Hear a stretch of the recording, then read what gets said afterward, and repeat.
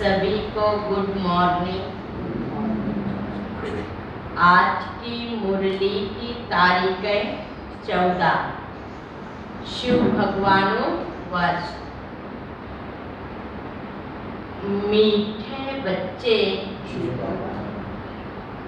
21 जन्मों की पूरी प्रारब्ध लेने के लिए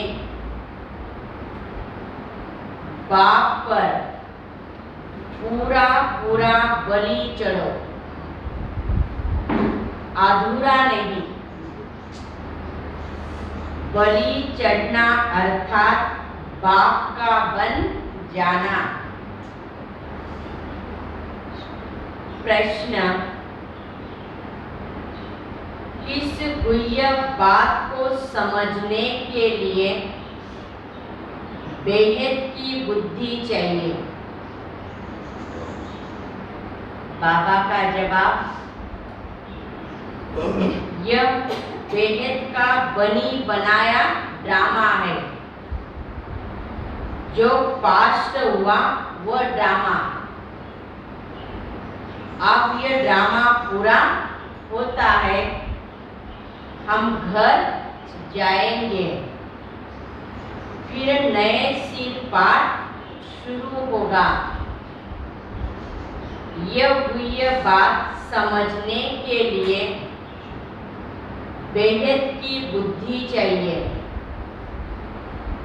बेहद रचना का ज्ञान बेहद का बाप ही तो देता है।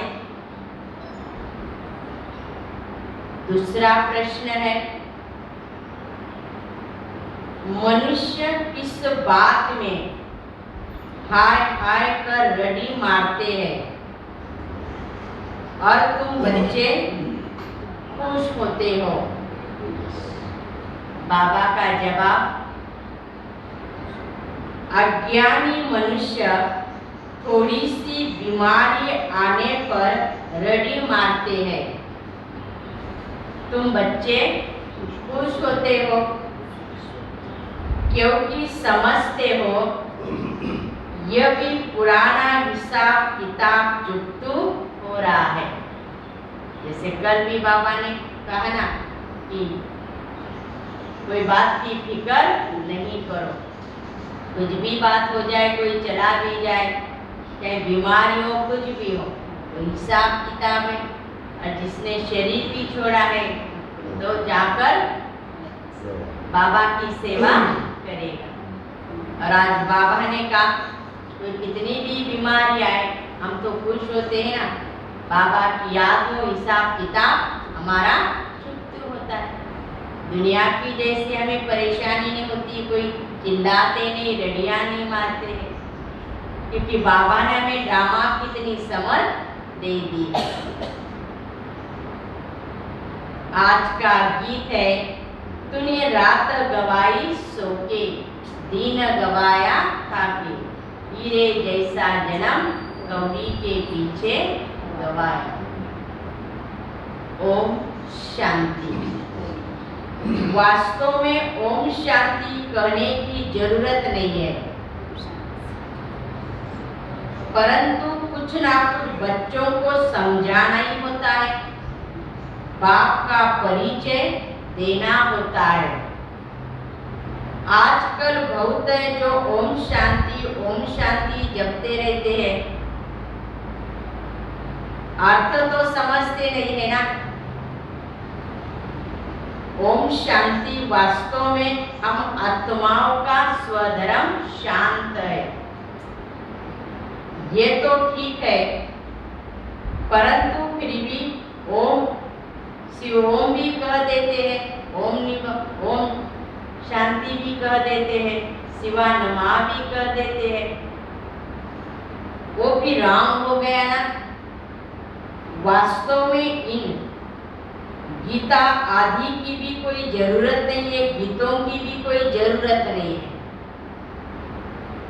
दुनिया में आजकल कन्नस बहुत हो गया है ना,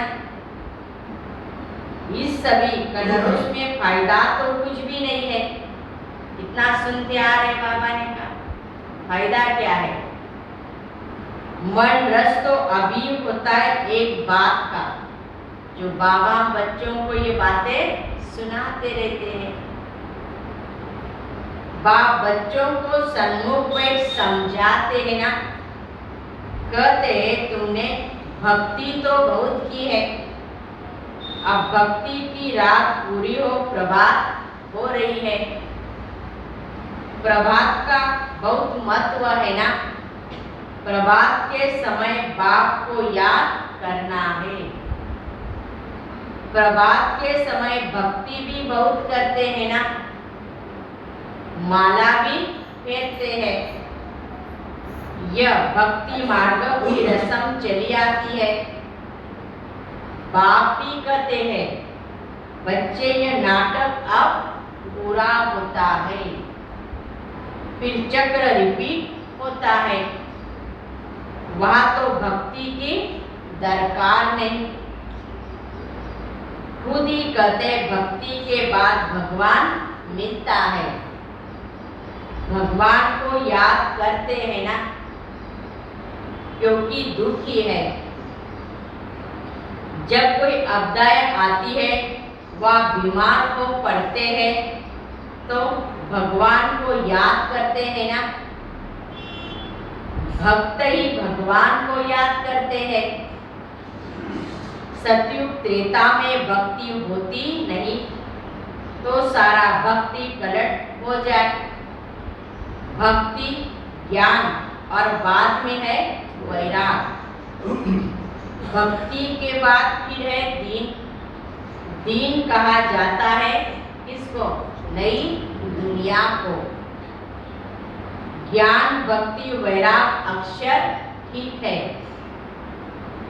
वैराग किसका?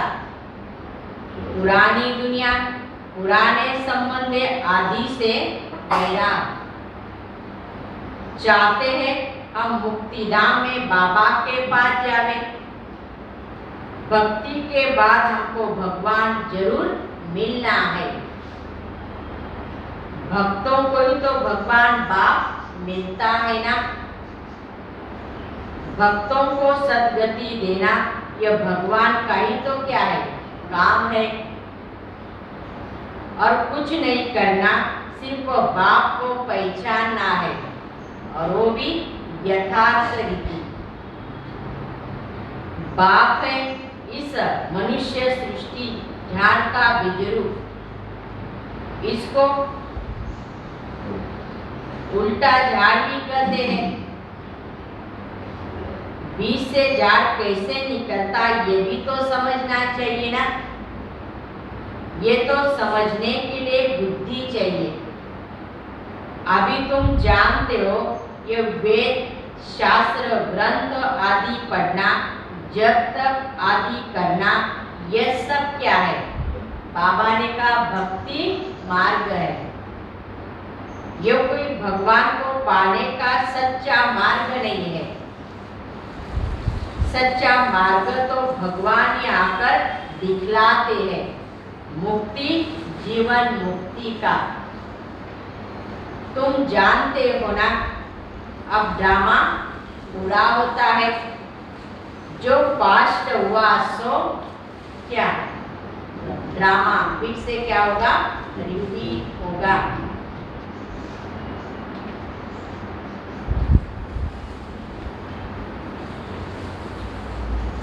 इसे समझने में बड़ी बेहद की बुद्धि चाहिए। बाबा ने कहा विशाल बुद्धि चाहिए, तभी तो तुम ड्रामा को यथार्थ जान सकते हो। अगर ड्रामा को नहीं जानेंगे तो फिर क्या होता है? प्रश्न शुरू हो जाते, ऐसा क्यों वैसा क्यों। जिससे कल भी बाबा ने कहा ड्रामा पर इतने अटल निश्चय हो आपका। बेहद का मालिक ही सारे सृष्टि का आदि मध्य अंत का बेहद का ज्ञान भी तो देता है। उसको कहा जाता है ज्ञानेश्वर रचिता। ज्ञानेश्वर अर्थात ईश्वर में ज्ञान है। इसको कहते रूहानी spiritual knowledge, God fatherly knowledge. तुम भी गॉड फादरली कौन हो? स्टूडेंट होना, बराबर भगवानों वाला। तुमको राजयोग सिखलाता हूँ तो भगवान टीचर भी ठहरा, तुम स्टूडेंट भी हो, बच्चे भी हो ना। बच्चों को दादे से वर्षा मिलता है, ये तो बड़ी सहज बात है समझने की। बच्चा अगर लायक नहीं है तो बाप लात मारकर निकाल देते हैं।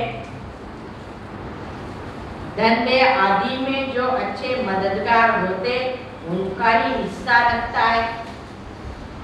तो तुम बच्चों को भी दादे की प्रॉपर्टी पर तुम्हारा पूरा अधिकार है, और वह है निराकार। बच्चे जानते हम अपने दादे से वर्षा ले रहे हैं, वही स्वर्ग की स्थापना भी करते हैं, नॉलेजफुल भी है। ब्रह्मा विष्णु शंकर को पतित पावन नहीं कहेंगे, वह तो देवताएं है ना, उनको सद्गति दाता भी नहीं कहेंगे, वह एक ही है। याद भी सभी एक को ही तो करते हैं ना। बाप का पता न होने कारण कह देते कि सब में कौन है, परमात्मा ही है। अगर कोई को साक्षात्कार हो भी जाता है तो समझते कि हनुमान ने साक्षात्कार कराया, फलाने ने साक्षात्कार कराया, परंतु बाबा ने कहा मुझे ही तो सभी को साक्षात्कार कराना है। ये भी वो जानते नहीं है। भगवान को सर्वव्यापी कह दिया है, कोई भी चीज में भावना रखो तो साक्षात्कार हो जाता है ना।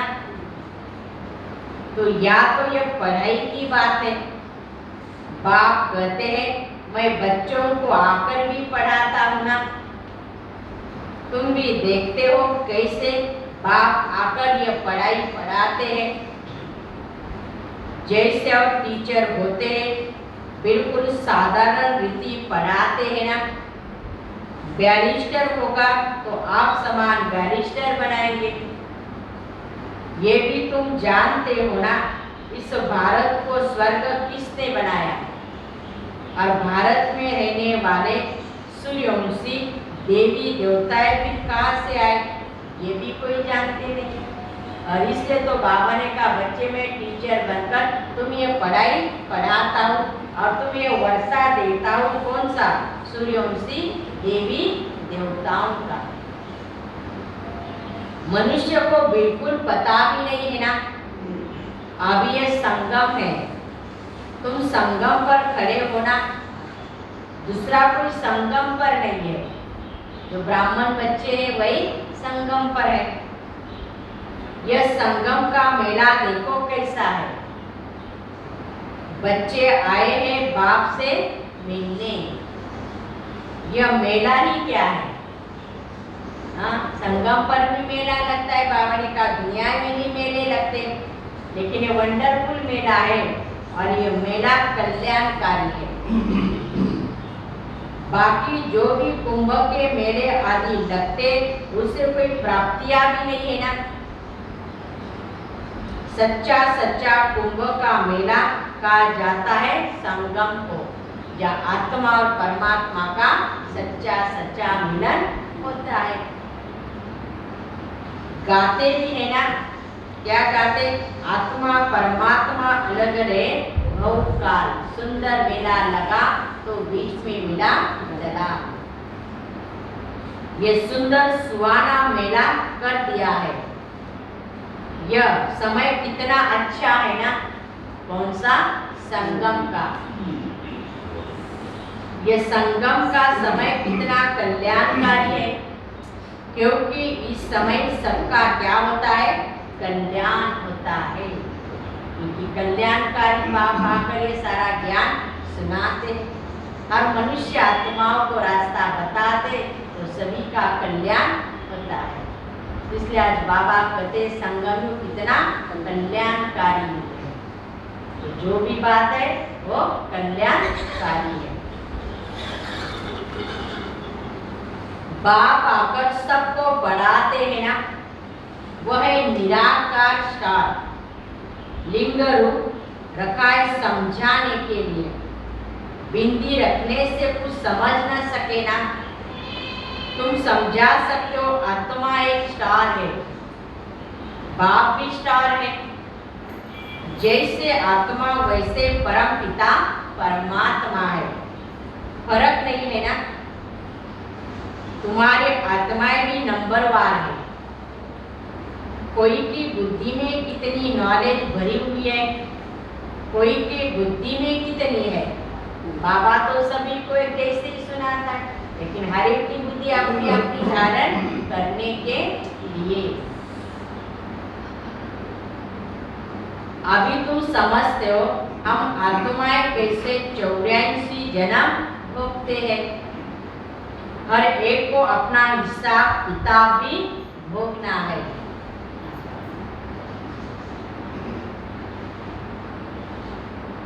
कोई बीमार हो पड़ते हैं, हिसाब तो चुकतू करना है ना। बाबा कहते अगर योग ज्यादा करो तो योग बल से भी हिसाब किताब, अगर योग नहीं होगा तो फिर ये कर्म भोग बाबा ने कहा, उससे हमारा हिसाब किताब भी हमें चुकतू करना है, परंतु खुशी खुशी से करना है। ऐसे नहीं ईश्वरी संतान को यह भोगना क्यों होता है। कहते कि तुम शिव बाबा के बच्चे हो, तुम्हें तो बीमारी आदि भी नहीं होनी चाहिए, ये हिसाब किताब भी नहीं होना चाहिए। लेकिन बाबा ने कहा हमने जो किया है हमें ही तो भोगना पड़ेगा। बाबा ने समझाया बच्चे जन्म जन्म के पाप है ना, पर कुमारी है, कुमारी से क्या पाप हुआ होगा।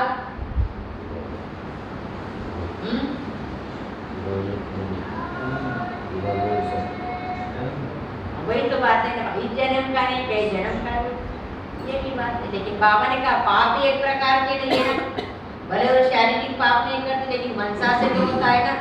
मनसा में अनेक विचार चलते, संकल्प विकल्प चलते, तो बाबा ने कहा ये भी तो एक पाप ही हो गया ना। ये है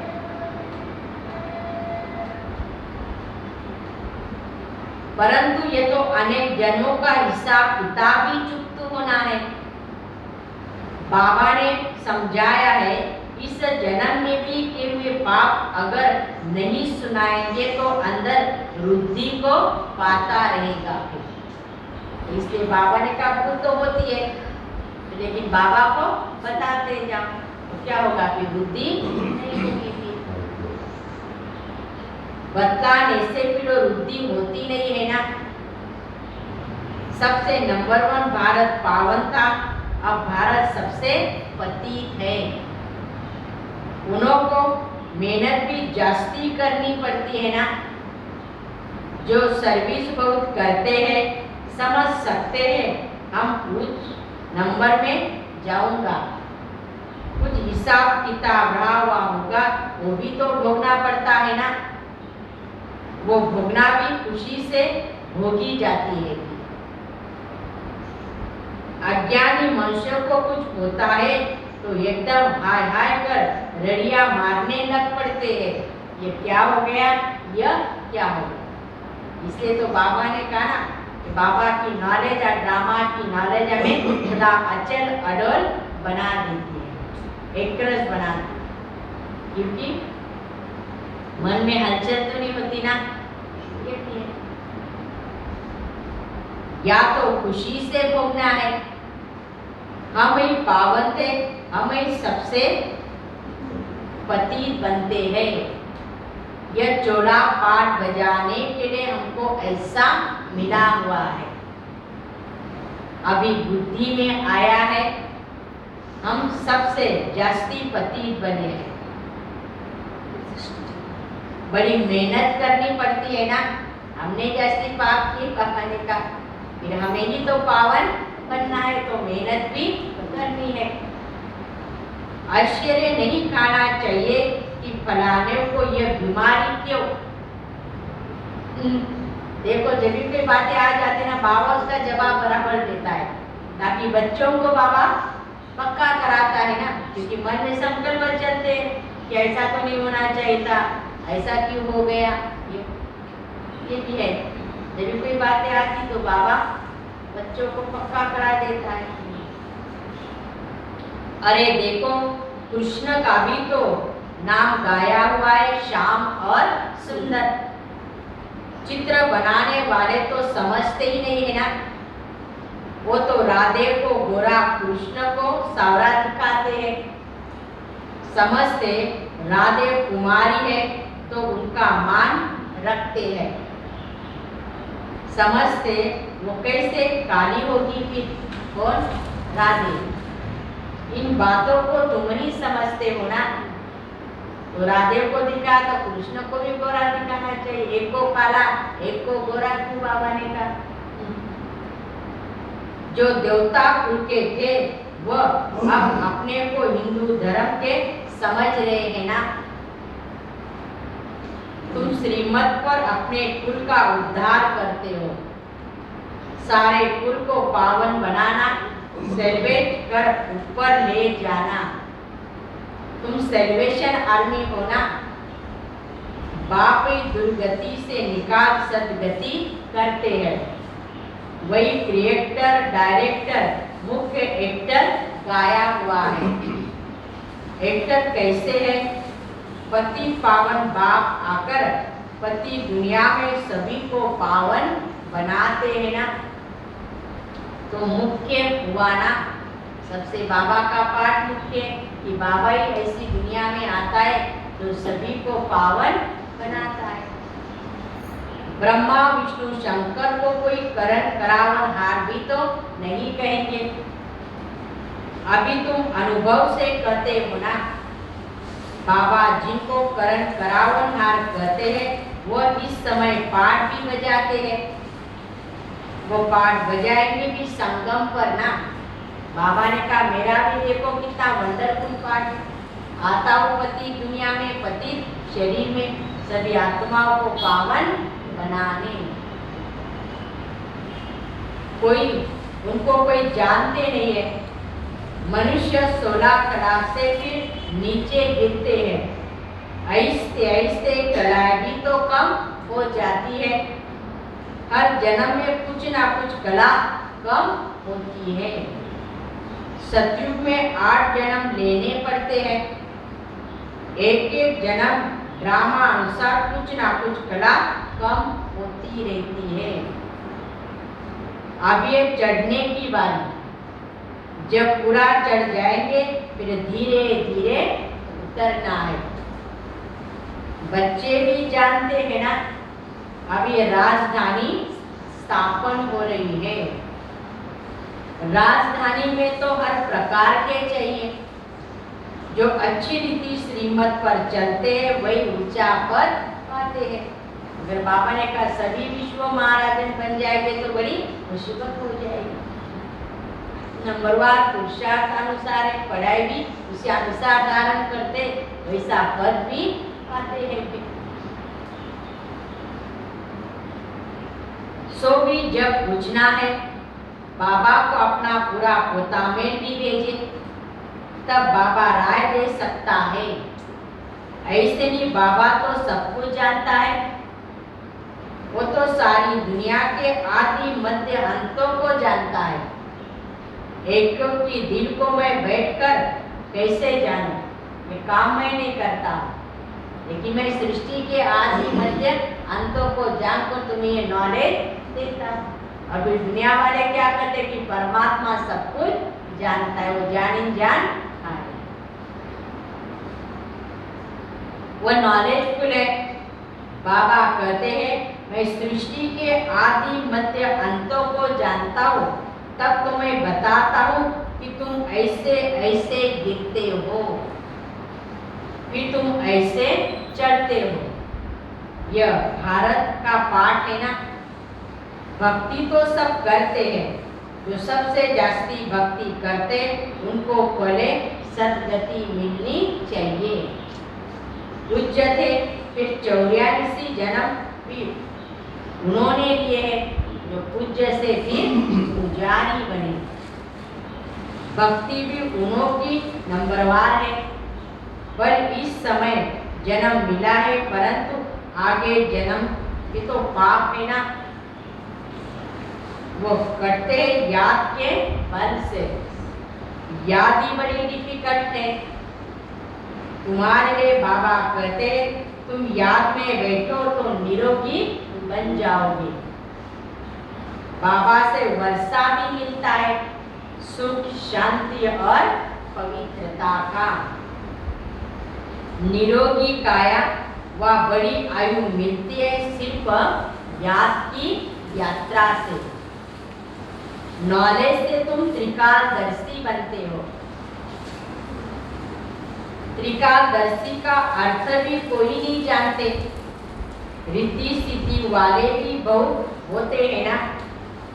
यहाँ बैठे भी लंदन की पार्लियामेंट आदि देखते रहेंगे, परंतु इस रिद्धि सिद्धि से फायदा तो कुछ नहीं। बाबा ने कहा देखेंगे थोड़ा खुशी होगी, और क्या होगा। बाबा ने कहा प्राप्तियां थोड़ी है। दीदार भी होता है दिव्य दृष्टि से, इन नयनों से नहीं। इस समय सब सावरे है ना। तुम बलि चढ़ते हो, अर्थात बाप का बनते हो। बाप ही बलि चढ़ा पूरा। जो आधुरे बलि चढ़ते हैं उन्हें आधुराई वर्षा मिलेगा ना। यथार्थ बाप को जानो, मानो, पहचानो। पूरा पूरा बाप का बनो, बाप के श्रीमत पर चलना। तभी तुम बाप के मददगार बनकर बाप से वर्षा ले सकते हैं। बाबा भी बलि चढ़ा है ना। जो कुछ था बलि चढ़ा दिया। इसने ब्रह्मा बाप ने। जो इतने सब बलि चढ़ते हैं उनको 21 जन्मों की प्राप्ति भी तो होती है। इसमें जीवघात की कोई बात नहीं। जीवघात को महापापी कहा जाता है। आत्मा अपने शरीर का घात करे ये तो अच्छा नहीं है ना। मनुष्य दूसरे का गला काट लेते हैं या अपना काट लेते, इससे जीवघाती महापापी कहा जाता है। बाप मीठे मीठे बच्चों को इतना अच्छी तरह से समझाते हैं। तुम जानते हो ना, कलप कलप के संगम युग पर इसी कुंभ के मेले में आते हो ना, जहाँ आत्मा परमात्मा का मिलन होता है।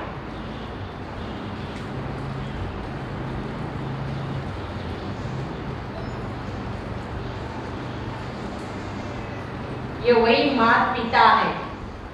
कहते बाबा आप ही हमारे सब कुछ हो। बाप ही कहते ये बच्चे तुम आत्माएं हमारे हो। कि तुम बच्चे भी जानते हैं शिव बाबा आया हुआ है कलप पले मौपी।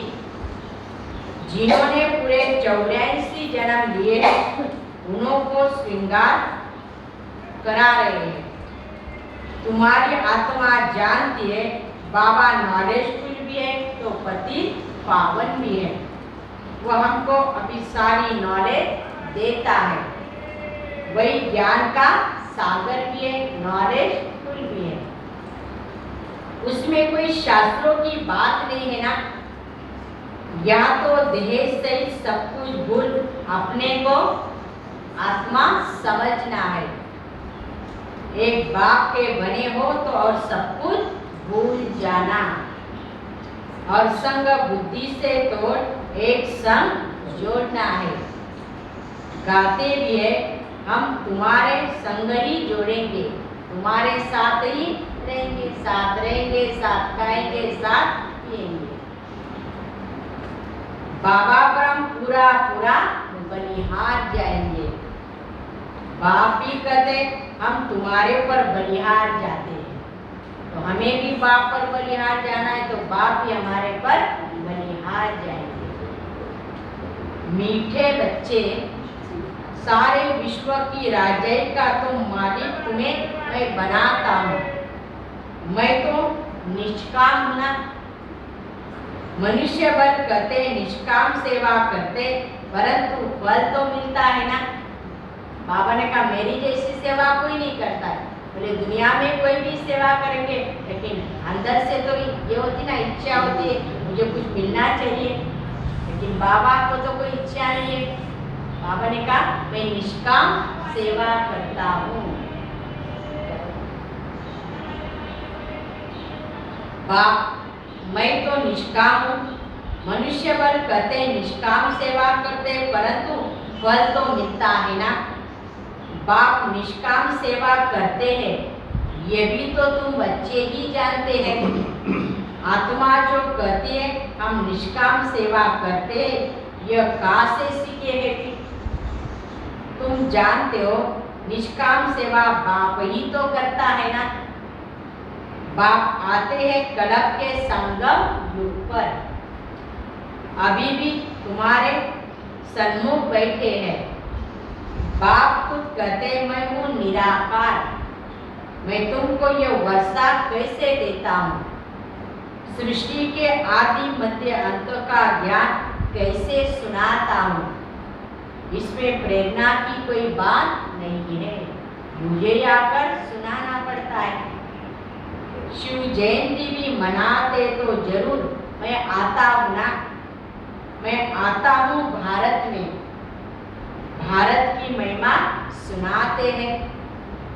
भारत बिल्कुल महान पवित्र था, अब फिर से बन रहा है। बाबा कितना, बाप का कितना बच्चों पर लव है।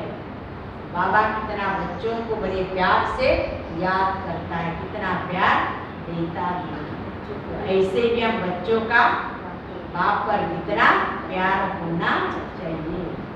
बस हर सेकंड श्वासोश्वास मैं और मेरा बाबा। अच्छा, मीठे मीठे सिकी लदे बच्चों प्रति माता पिता बाप दादा का प्यार और गुड मॉर्निंग। रूहानी बाप की रूहानी बच्चों को नमस्ते।